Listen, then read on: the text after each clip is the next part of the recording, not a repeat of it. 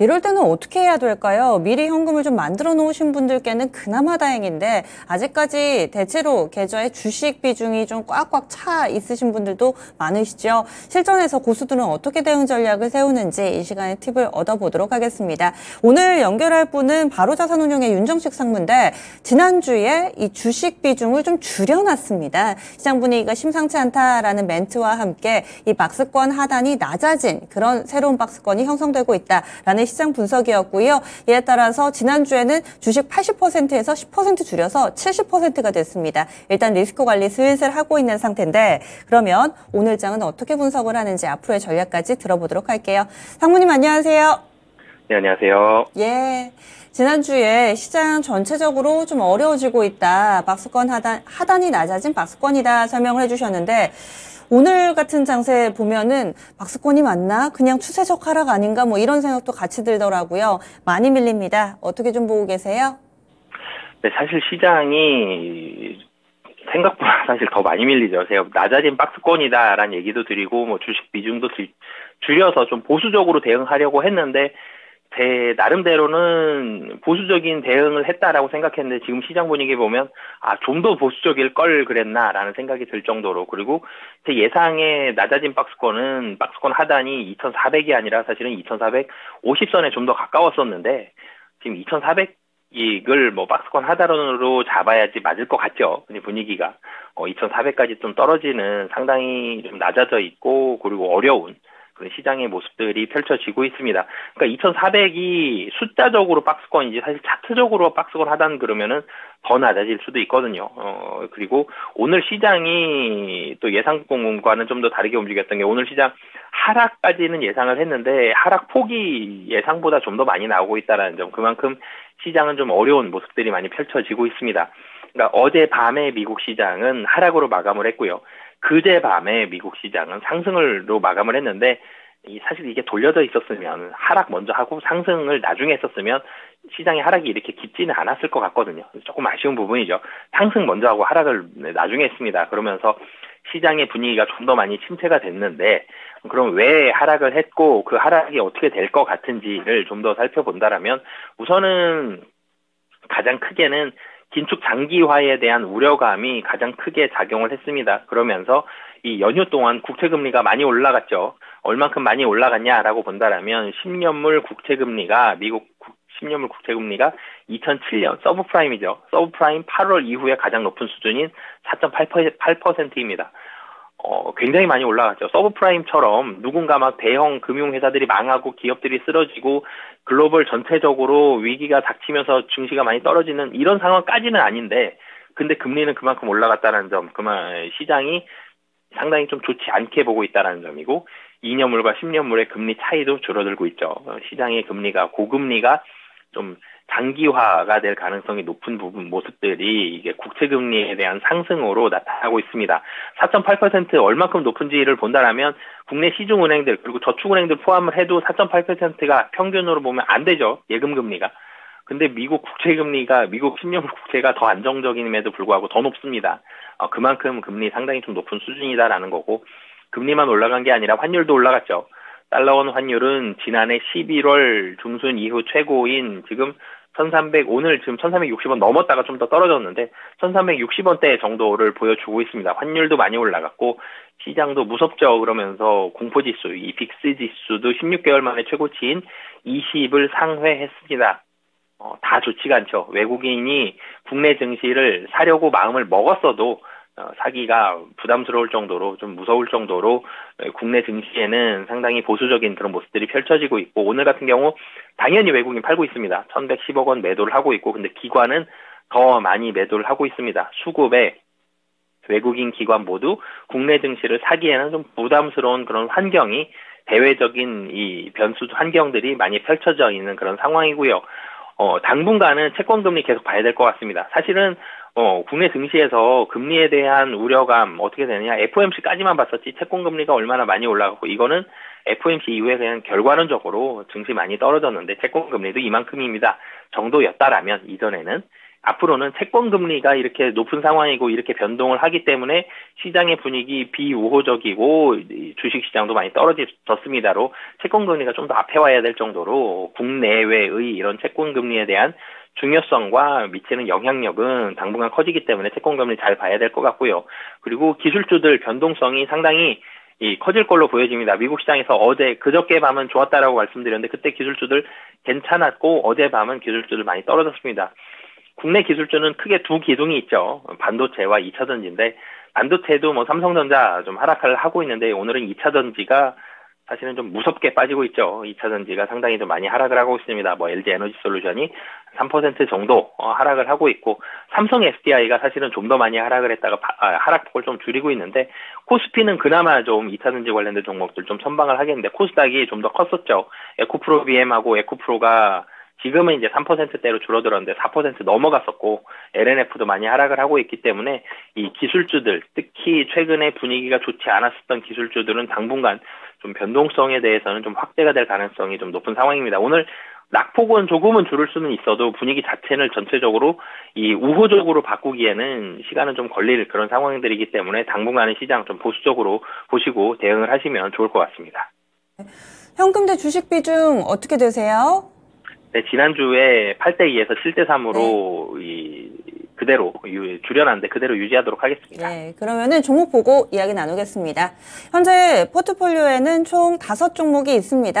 삼성전자가 30% 비중으로 담겨 있고요. 기아, KB금융, 한국콜마, S오일 각각 10%씩 들어 있습니다. 눈에 띄는 점이 있다면 종목군들이 그래도 시장 대비로는 꽤 괜찮습니다. 방어적이거나 혹은 좀 버티는 종목군들이 상당히 많이 눈에 띄는데요. 삼성전자부터 보겠습니다. 그동안의 흐름 어떻게 평가하시나요? 네, 사실 삼성전자 오늘 거의 한 2% 정도 하락을 했는데 이만큼 하락할 정도는 예상을 사실 개인적으로도 좀 못했습니다. 미국 시장에서 어제 뭐 기술주들 조정이 나왔다고는 하지만 반도체가 이렇게 많이 분위기가 나쁘진 않았었거든요.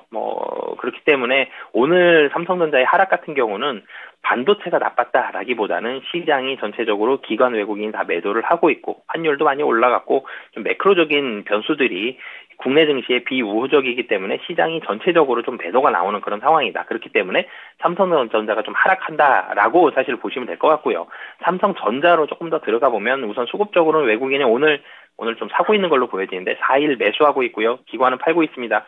외국인의 매수와 기관의 매도가 맞서고 있는 상황. 그리고 반도체가 메모리 가격 이제 그 반등에 대한 가능성이 굉장히 많이 올라가고 있는 그런 우호적인 좋은 상황들이 있는가 하면 삼성전자의 3분기 실적은 컨센서스를 하회할 것으로 보여집니다. 지금 2조 원 아래로 나올 걸로 보여지거든요. 영업이익이. 이 반도체 가격은 확실히 올라가는데 3분기 실적은 좀 부진하다. 이런 부분들이 좀 맞서고 있는 상황입니다. 삼성전자 자체적으로 4분기를 바라봤을 때는 그렇게 나쁘진 않지만 대외적인 환경들은 좀 좋지 않은 상황들이 펼쳐지고 있는 그런 상황이다. 하지만 좀 가격적으로 본다면 지금 비중 가장 높은 종목이고 지금 자리는 사실은 박스권 하단 정도의 부분입니다. 그렇기 때문에 가격적으로 여기에서 추가적으로 비중을 더 줄이거나 이런 상황들까지는 가지 않고 비중을 유지하도록 하겠습니다. 네, 비중 유지. 그리고 빨간불 켜고 있는 종목도 있습니다. 기아는 오늘 안 밀립니다. 강보학권이고요. 우리 쉬는 동안에 나왔던 9월에 미국 판매도 역대 최고치를 기록했다라는 내용이 전해지던데 자동차에 좀 기대를 거는 분들도 계시거든요. 어떤 전략 세우고 계신가요? 네, 사실은 3분기 실적 안 좋은데 4분기 실적이 좀 기대된다. 이런 종목들은 그래도 꽤 찾을 수가 있는데 1분기, 2분기, 3분기, 4분기 계속 좋습니다. 이런 종목 대형주 중에 찾기가 만만치 않죠. 근데 가장 대표적인 게 자동차 중에서 기아인 것 같습니다.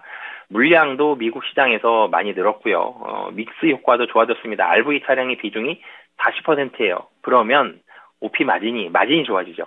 승용차보다 좀 더 위로 높은 SUV, RV 차량들이 마진이 좋습니다. 네, RV 차량에 대한 비중이 상당히 좀 높고 미국 시장에서 판매가 계속 늘어나고 있습니다. 6%대의 이 판매 증가를 보여줬는데 OP 마진이 12%대 중반이 나올 걸로 보여집니다. 컨센서스 대비해서도 훨씬 올라갔거든요. 기아의 주가가 옆으로 횡보했었던 이유는 실적이 이제 더 이상 올라가지 않고 이제는 좀 꺾이지 않겠느냐, 좀 떨어지지 않겠느냐라는 우려감이었는데 이 우려감을 없애줬죠. 그러면서 기아 상당히 좀 좋은 모습들, 실적적인 면이 3분기도 좋고 4분기도 좋을 걸로 거의 확실시 되고 있고요. 12개월 예상 이 PER이 3.6배입니다. 너무 싸죠. 굉장히 싼 이런 모습들 보여주고 있고 23년 예상 배당도 좋습니다. 배당 수익률이 6.7%. 그렇기 때문에 시장 불안하죠. 이 현금 비중은 어느 정도는 들고 가야 되는 그런 시장이 맞습니다. 굉장히 불안한 시장이기 때문에. 그런데 어쩔 수 없이 대형주를 좀 사야 된다, 주식을 좀 사야 된다라면 그중에 대안으로서 가장 앞서 있는 종목 중에 하나가 기아가 아닐까라고 생각이 될 정도로 안정적이고 밸류에이션 싸고 배당까지 좀 나오고 있는 이런 모습들이 펼쳐지고 있기 때문에 뭐 수급도 좋죠. 외국인 계속 사고 있고요. 뭐 기관의 매도도 좀 줄어들고 있는 만큼 향후에 지금 박스권 옆으로 횡보하던 8만 원대에서 조금씩 올라가고 있는데 좀 더 올라가면서 이전 고점까지는 다시 한번 도전해볼 만한 그런 모습이다라고 보셔도 될 것 같습니다. 나머지 KB금융이나 한국콜마, SOL도 투자 의견에 변화 없으신지 그대로 홀딩 하시는 거죠, 그럼? 네, 그대로 홀딩하는데 SOL만 조금 더 말씀을 드리면 SOL 실적 좋습니다. 굉장히 좋은데 이제는 국제 유가도 좀 피크점에 좀 가까운 모습들이 있기 때문에 여기에서 조금이라도 안 좋은 모습들이 주가적으로 좀 나온다라면 SOL 같은 경우는 비중을 축소할 수도 있다라는 의견 같이 말씀드리도록 하겠습니다. 이런 비중 축소 가능성이 있고요. 현금 30% 있습니다. 그대로 들고 가실 건가요? 아니면은 주식으로 좀 매수를 할 만한 그런 보고 계신 종목군이 있으세요?